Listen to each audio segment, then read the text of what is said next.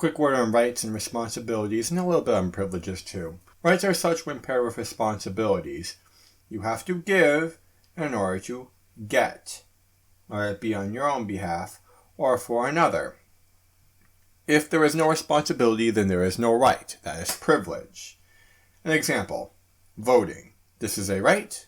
No, it's a privilege. Voting has a precedent of being linked inextricably with the ownership of property, having a physical stake in the country's needs. This is no longer the case. Now it is so much linked to the draft. Those that do not sign up for the draft are ineligible to vote. At least that would be the argument if that actually applied to 100% of the population. However, this is only the case for half. And considering the fact that so few actually sacrifice their lives for the purpose of this nation, it is much more case that voting is a privilege rather than a right. What about, let's say, the right to bear arms? The right to bear arms is a right insofar as the society conduct itself in the way that is appropriate, where it is not constantly instigating insurrection and being quarrelsome amongst itself. So long as society can be trusted to maintain peace within its own borders, then it is permissible that the right to bear arms may in fact be used to perpetuate domestic peace. And what really is a freedom? A freedom is something that is in nature unlimited, that is kept secure by the government for the people. It is a commonly held Judeo-Christian belief that all rights stem from God. However, if you're of a more secular persuasion, then would you not agree that any of the freedoms about ready to list here are in fact unlimited? And I'll address later on why finite resources cannot be freedoms. But take the freedom of speech for example. We as humans can come up with any number of criticisms or comments to say about any given thing. And the freedom to congregate as we please and to associate with who we will. Well, any gathering can really be, the sky's the limit, As many people as there are in the world, that's the max limit as to how many people can congregate. But it's something that's more of a finite nature. Something that has to be competed over. Or let's say land. Let's say living space, Is housing a fundamental freedom or even right? No. Why is this the case? Because there's only a finite amount of housing around, and the redistribution of it would in fact impose upon the freedoms of others. In order to allow for give housing to all, to a certain extent we need to take and detract from the housing of others in order to do it.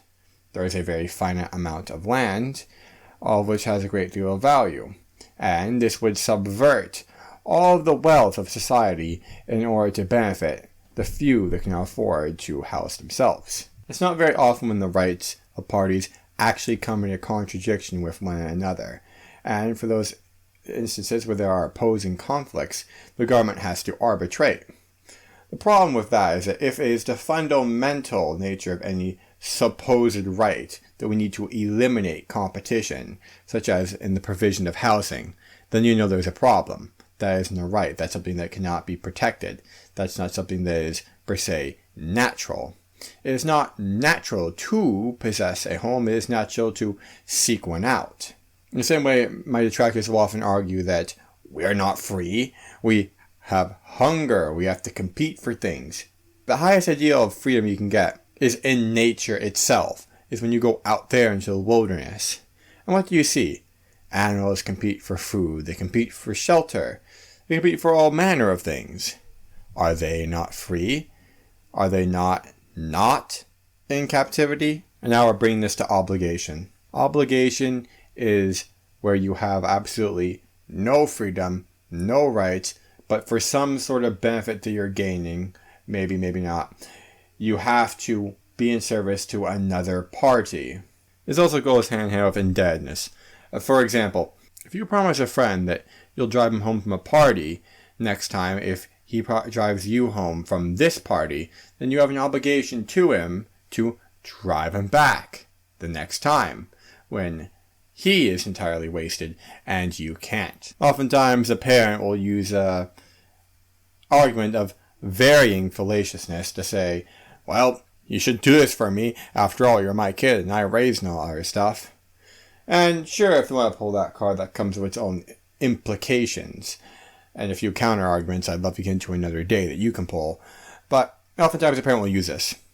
The notion being that you being raised by them warrants them getting whatever the result they would like to redeem here. Now, the problem with obligation is that it oftentimes has to be executed by means of shame, of nagging, of some sort of haranguing. Because again, it often comes hand in hand with indebtedness. An obligation, though, is only legitimate insofar as the value that you gave to someone is equal to the amount of value that they gave to you. Either that or the terms of your contract are fulfilled on both ends, between both parties. This is important because many people will try to manipulate you.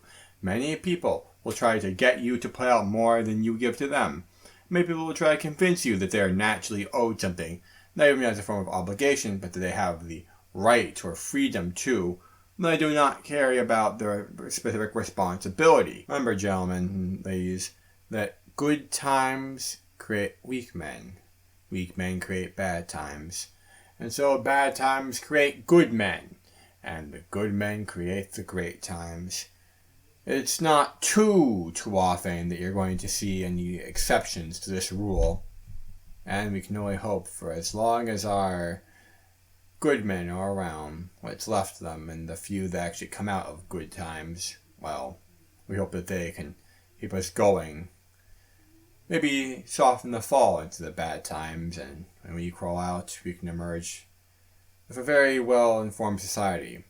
One that understands their place in natural order. One that takes a personal accountability for their actions.